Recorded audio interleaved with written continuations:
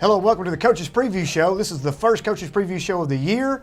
We have a huge game tonight. It is Franklin Rebels versus Brentwood Bruins, Week 1. How many times have we ever played in Week 1? Do you know the history behind this? Is this could possibly be one of the earliest times that you two have played? Maybe not as a coach, but as the schools in history. Possibly, I would think so. I don't really know. I know You should do your research. Not when I've been. You're probably right. You're probably right. You should know, right? But my question is this: is if you had an opportunity to play, would you rather it be later in the year or early in the year? I mean, we got to play them whenever they are. It doesn't matter on that part. And we have good weather, and this is going to be great atmosphere for these kids. I mean, we've got really, really good games across the district Week 1. In the past, we never had a game of this magnitude because of the implications that you're now in Region 6A.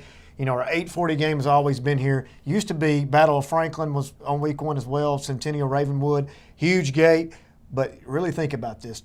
You two right now coming in, possibly the two favorites in Region 6A, going to clash in Week 1, the oldest two schools. Y'all have a long history of each other. I mean, you couldn't ask for a better storyline. Two of the greatest coaches we have, Ron Crawford, Donnie Webb, Doctor of Defense. Not that part, no. Tate Matthews with us. Tate, what do you think about this matchup, Week 1? I think you were asking, would you rather play it early or later? I think we need to talk to him on Monday. I would say the guy that wins would say, I love playing it early, right? Is that fair? Yes, sir. But no, and, you know, the thing that's neat about these two, I was thinking about this on the way over here. I meant to do my research and didn't do it. These two, I'd love to know how many Brentwood High Franklin games these two have been involved in. And then they go back to when Coach Webb was at Oakland and Coach Crawford was at Riverdale. And Coach Webb was at Henry County and I was at Brentwood. There you go. A lot of games between these two. Yeah, I know that from 2002 to 2011, Brentwood High played Franklin 16 times. And Coach Webb was involved in quite a few of those. So probably 14 of them, weren't you? Or 10 years, 16 games. You know. I think we actually talked about this last year. Was it not very close as far as win totals for each during that time frame, during that stretch? I want to say it was real close. So. Matter of fact, I only want to say last year could have separated one or the other from the other. So for a while, it was whoever won the regular season lost in the playoffs. I mean, it ended up being like that most of the time. I don't know that. I think Franklin went 2-0 once, and we went 2-0 once, and that was the. Everything else was probably a split. Well, here's what we do know from last year. Franklin won the game 41-7. Oh. Now, at that point in time, Coach Crawford, I think that your ball team probably had the biggest turnaround from start of the season to the end of the season. You started off with Independence, lost a very close one on that one. Then you end up ending your season with Independence on a game that was very close too, and you're right there in the mix in the 5A state semis. Coach Webb, you go 10-3 last year, lost in the third round to the eventual state champions. Great year for both of you. I guess the question I need to ask right now, Brentwood was 5A last year, Centennial was 5A last year, everybody else was in the 6A group. What do you think now that we're back in the same region, the Super 6 minus Summit, what do you think that brings to the table as far as the region goes? Because we got 5 teams, only 4 spots. Well, I mean, obviously it's a win or loss for either one of us is going in 2 spots. It's going on the overall record, and it's going on the district record or region record, whatever it's called now. But the schools we've been to the kids on Friday night. This is like I always talk about. It's a freebie. I mean, to get excitement rolling, because even when we weren't in the same region or district. You didn't have to make it up, did you? No, that game, it really meant a lot. To the coaches, there's a lot of respect, and there's across the way. But to the kids, it's all you got to do is say it was Brentwood week, and it's different bouncing their step and a little bit better practice-wise and everything. Now, Coach Crawford, I've heard you mention numerous times, I think at Media Day was the last that you were speaking about the fact that you're glad that everybody's back in the Region 6A. You know, you were in 5A last year, you had to travel to Henry County and all the Clarksville schools. Gates were low. It's probably hard to get your kids up. Believe it or not, it's hard to get kids up for those type games. But when you got Franklin rolling in, or you're going to Ravenwood or Centennial, there's no problem there, right? Well, obviously it's tougher on us. You know, Donnie and him have been playing 6A. It's tougher on us, but it's just the way it should be. I mean, I think that we should be playing. We did play each other, but now these games count, and you know, it's the way it was for however many years, so I think this is the way it should be. I felt like you brought to my attention one time that the way we were divided, more teams in our county got to participate in playoffs and got to extend their seasons, and I think that's really good for our school system. But probably for the health of our schools, this is a pretty healthy thing. The rivalries have been healthy, and been a lot of fun to play them, and so we're excited to do this. I didn't really want to play it week one. I don't know that Coach Webb really wanted to either. We drew on fall break, so the petition has now started to eliminate fall break, so we don't have to do this anymore. Just have fall break week one, and we'll go ahead and play it regular in week 8. But fall break we can take it anytime we want to.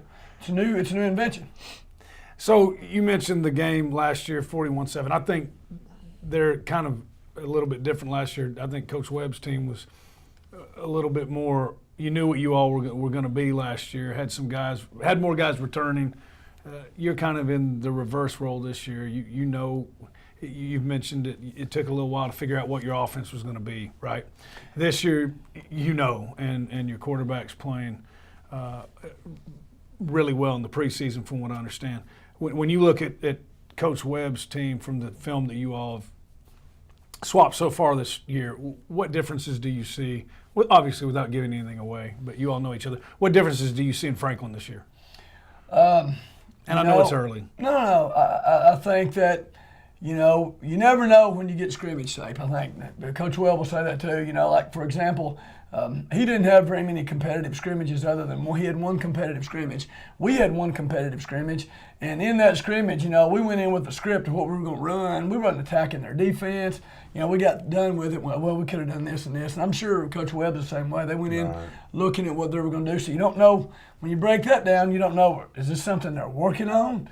Is this going to be a staple of what they do? So I think there's a little bit of guesswork, probably more on our part because of Coach Thomason now running the offense, and probably Coach Webb probably got a pretty good handle on what we're going to be, because I think he's probably seen everything on film. So, for us, it's kind of figuring out exactly what their identity is. We know this: number 6 can beat you. He's a really, really good player, and it all starts with him. I think Coach Webb would say the same thing. He's a really, really good player, and for us, being able to contain him and hope the other guys can't beat us. But he's a big factor in what they do. He's a dynamic player. So you mentioned number 6. That's Carter Hendry, your quarterback. So talk a little bit about him, because what I saw at the Jamborees, when he gets in open space, he is tough to tackle. He's a really good football player, and other than that, he's such a competitor, and to exactly what Coach Crawford said. I mean, our competitive scrimmage was actually earlier, and it was like one of the first ones to where you're really working on base stuff, and we were not even running Carter at that point. We were working on other parts of the option of that part. In my mind, I know what Carter can do. We were working on other parts of it and not getting killed, because one thing that is different for us this year, and it's last year in our offense we played 2 quarterbacks, and literally it was every series they rotated, and it's now Carter, and so there was some things that, like he said, we're going to work on this part of the option, because essentially if we run the power just like everybody else runs the power, but we're going to run the option off of the power as well, and so we're going to work the power. We're not working the option scheme part of it. Now, when you have an offensive line like you have, most would think that you're going to be a run-first style team, correct? And because the size of the line that you have right now, I think. Now, I don't know this for a fact. I'd have to go through and get everybody's weight, obviously. But by look and the eye test, you're bigger up front than anybody else in WCS right now. With your size. Standing there, we are. I haven't seen everybody else, but I have seen. And then years coaching, I've seen 6 foot, 190-pound guards that were some of the best high school football players there was. And so now moving, are we going to move with that size? Sure. And then, I'm not trying to be sarcastic, but in all seriousness, no one would even think about it. But, I heard the Tennessee Titans actually talking about this the other day on the radio. The only team that ran the ball more than them was the New England Patriots, and everybody would think about they throw the ball everywhere. So if we were 5'4", 150 pounds, we're going to be running the ball, right? Because that's still what you have to do. What they're doing is option football. Same way it's just a different way of where the third option is coming from. And that's all it is. And coming in, you looked at running a little bit of a 2-quarterback system last year. Now you're going to Carson Shacklet, Caden Dreyer in the backfield. He looked awful good the other night, man. I mean, he is a load. He's a big kid. Talk about his role and how he has changed his roles on Brentwood's. I think we learned a lot about ourselves last year with the LeBrecht kid and the things that he could do for us at a tight end. So we could really be 11 personnel and then 10 personnel in the same look. With Caden, we're really playing him attached tight end, out as a wide receiver, in the backfield as a running back. So, I mean, he gives us some versatility formationally. He can carry the football, he can catch the football, and then, he can throw the football. So I think, and I think the best thing about him, here's a kid that's committed to Sanford in baseball. He loves to compete, and that's so much of a pleasure to see now, I think, in modern times with all the kids worrying about what's next. That's right. Being able to get a kid who really enjoys competing and going and playing with his teammates and not worried about, what's this going to do for my future, but just enjoying this the pure joy of competition. Just competing. And being with your teammates and classmates on a Friday night is what gives me much more respect for Caden and the way he handles himself. And he's really enjoyed the role, but it comes down to he's wanted to play. I mean, he wanted to play. He wanted to be on the field and play. What's his official size? He's 6'2", 231. He's a hoss. I mean, he's going to be hard to tackle. That's official, 231. 231. Okay. He's a big boy. You mentioned the offensive line of Franklin. I read this earlier in the week. Because they have two guys that are so big, and then the rest of them. But you got Cole Mabry at Brentwood going to Notre Dame. He's 6'5", 260. And you guys, like I said, through the years, you all have coached on some both of you, great teams. I mean, this game, what are maybe a way or two in the past, even 5 to 10 years, has this game changed? I know size is one thing. I mean, how many years did you coach at Riverdale and never have a 6'5", 265-pound guy? You know what I'm saying? It's crazy where this has gone. Yeah, I mean, we just look at the stats from NFL down, the size of these guys, and just the power. The kids that play in the SEC are. I mean, it's just remarkable the length and the athletic ability. And I guess training takes place at a younger age now. Athletic development occurs at a younger age, and we know more things about rest and recovery and nutrition. So, where does it stop? So it's pretty interesting. And those two kids there, they certainly hide Carter Hendry. When he's back there, there's no doubt. We've got a little scheme where we're going to try to go between the legs. And, I love it. We just call it pitch crab. We're going to try, when they stand up, we're going to roll right under their legs and try to swipe McHenry. But, yeah, I mean, the older Ray kid's just an impressive guy walking out, man. He would be the first guy off the bus. I'd let him be a captain every week just so he could scare everybody. So we've got a 5'4" backup kicker we're going to put on the shoulders of one of our linemen and count that as 2, so we're looking down on him. So well, if you could get like a... He's got to look up at us. But yeah, great-looking kids, and he's a really good football player. We found out last year that Max is a really good player, and moves well too. And he's got great feet. He's what? truly for those that Ohio don't State know, type Max guy. Ray committed to Ohio State, 6'7".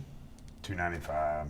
I mean, Officially? and then younger Officially. brother, smaller maybe brother, a little younger taller. brother on the other side. He's a sophomore, and he's what? 6'5", 305, and he's just young. I mean, he needs work, and that's what. I That's mean, what he needs, without reps, doubt. young, but when they get there, man, and Well, get and going. the thing about both of them is they're when I saw him at Media Day, I mean, they're athletic-looking kids. You all know. I mean, what their frame, they can obviously. Both those guys are going to be over 300 pounds when they get to college, right? Oh yes. Well over. Tell you, crazy. a player that I like for you, Coach Crawford, kind of the unsung. I don't know if he's an unsung hero, but to me, from outside looking in, talk about a competitor, hard-hitting kid, C.J. Grissom. He delivered one of the vicious blows the other night. Bubba Johnson and him collided. It was one of the big, one of those wow moments. But I like that kid. I like the way he competes and plays for you. What does he bring to your team? He's just an old school kind of football player, He's a bright kid, and he was our region defensive player of the year last year. And he's just one of those guys that he's 5'11", 200 pounds, on a good day, 200 pounds, that, needs to play somewhere next year, but he doesn't meet any of the ingredients. But when you watch film, he always does it. And we were going over, the other day, who could tackle Carter McKendry in our office? We were trying to figure out which one of our players could, and CJ was the guy that we think maybe can tackle him. So he just is so competitive and such a great kid. But yeah, he's one of those guys we can't live without. He just really makes a difference on our football team. He's a multi-sport guy too. We were talking about that earlier. You mentioned him, wrestler, really good wrestler. So reoccurring theme here, I would think. Who's the guy he mentioned? Who's the guy like that on your team? Would you think, Coach Webb, or guys? Gentry on the offensive side, number 3. He's one of my favorites. He's there constantly. Always got a smile on his face. Works hard. In all honesty, him as a football player, he's better over as a slot than us having to use him sometimes in the secondary. But our youth back there, one thing he is back there, he's going to have us in the right spot.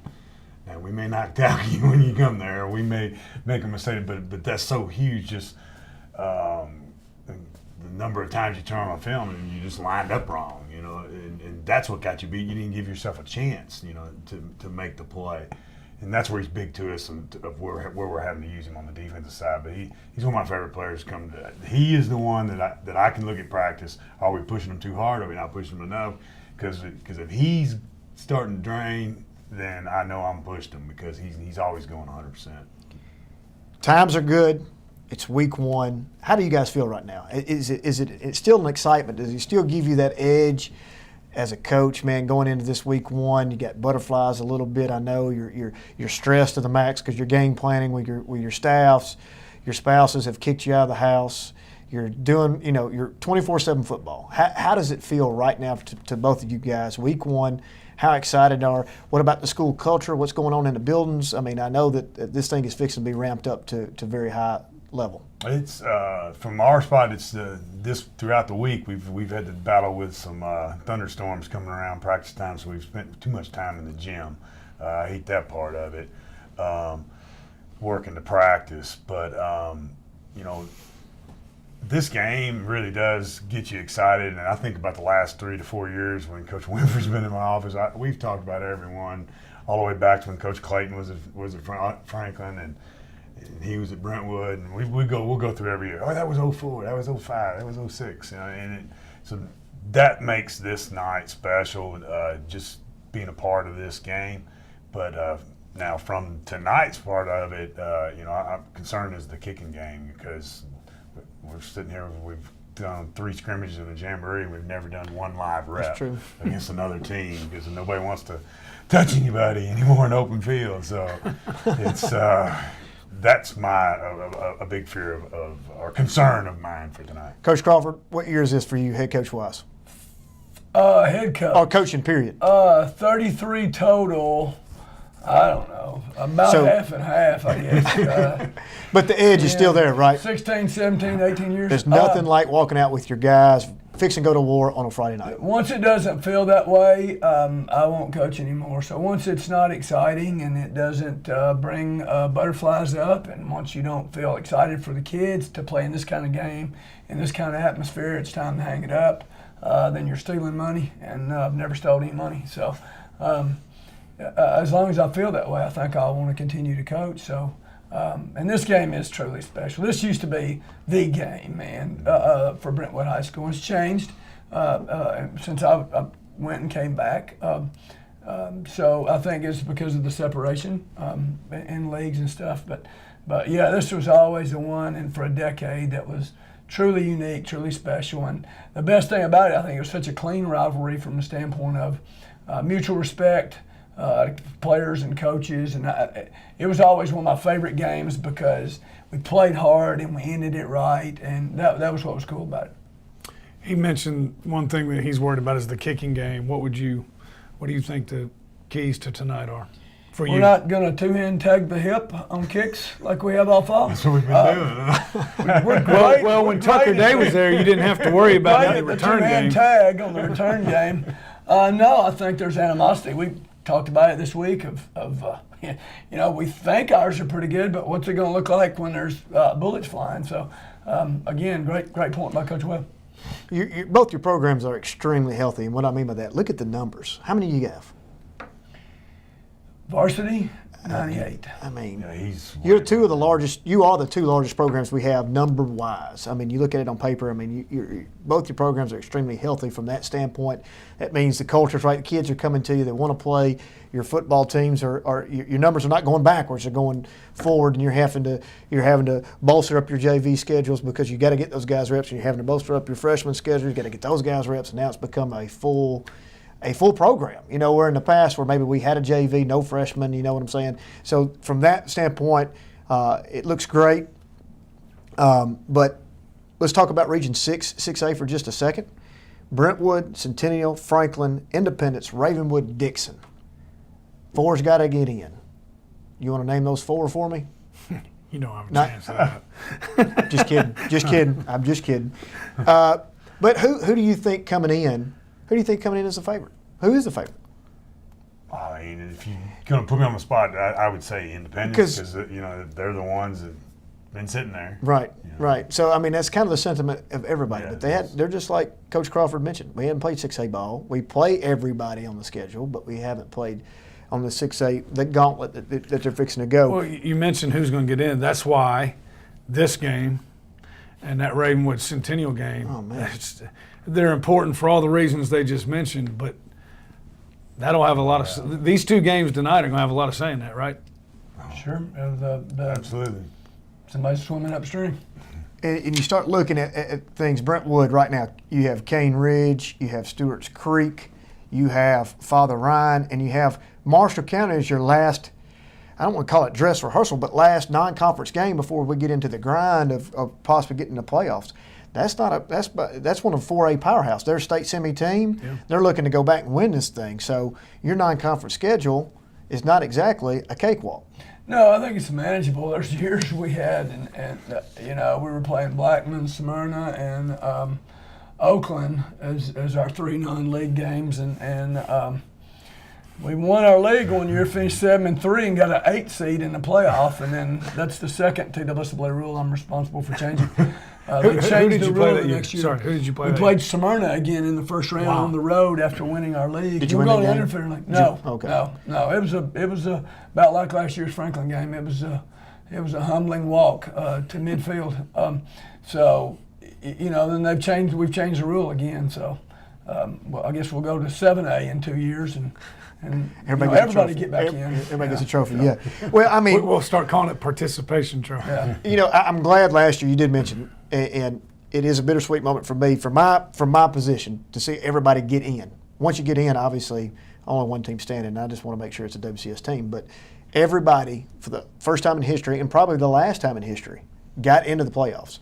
We went a combined 64-15 out of conference.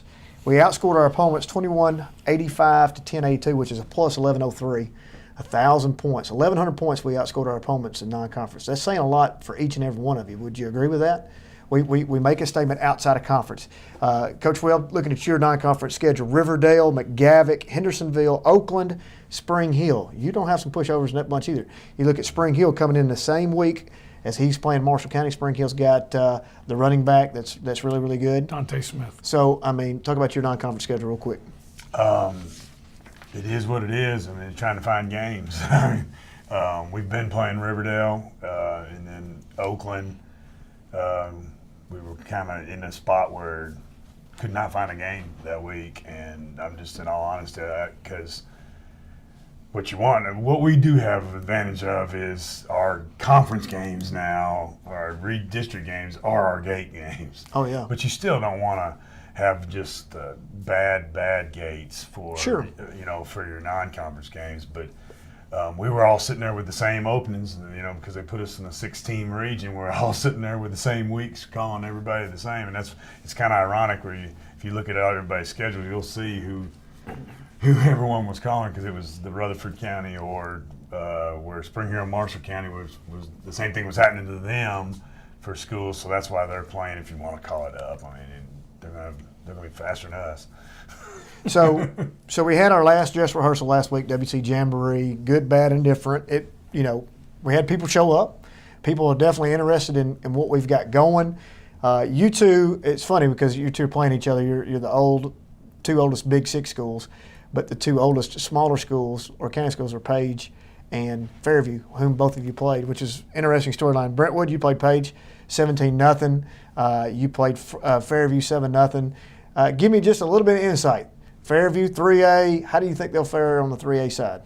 They got some good skilled kids. They put us. We did some bad things leverage-wise defensively once I saw the film, but they did. They got some good skilled kids that force people to tackle. I don't know if they come with the energy to beat somebody in a jamboree, like they did for their games. But they've never played you before. They've never played Franklin, right? We should have matched their energy. Haven't you received a phone call every year to play them on schedule? I agree. We should have matched. But but look at it from their standpoint. Yes, they were excited to play. No doubt. Page on the same. I would say Page the same way. Y'all haven't played. I think somebody said they had played, but it had been 25 plus years ago. Yeah, it's years ago they did. Yeah. 02. Well, that's not 25 years ago. So not in WCS math. Be 15.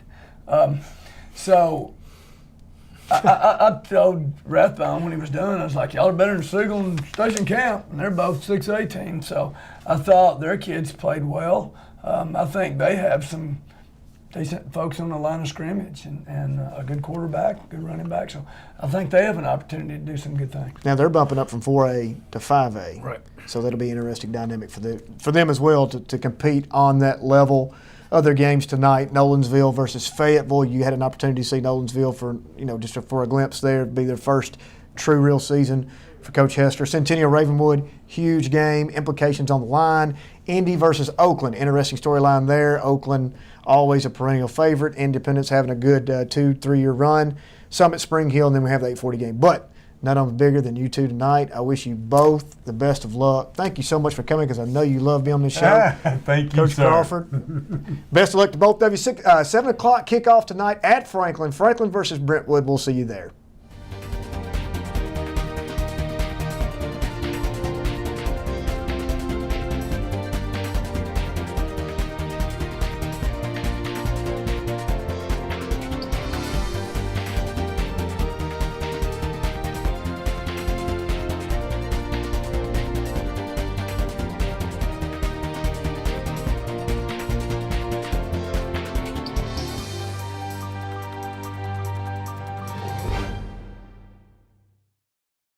You're always trying to keep your kids safe, right? What about preventing concussion? Concussion can happen anywhere, on a sports field, at the park, even at home. So you need to know the ABCs. Assess the situation, be alert for signs and symptoms, and contact a healthcare professional. Most kids recover completely, but seek care to help them get better faster. To learn more, go to cdc.gov/concussion. Keep kids safe. It's as simple as ABC.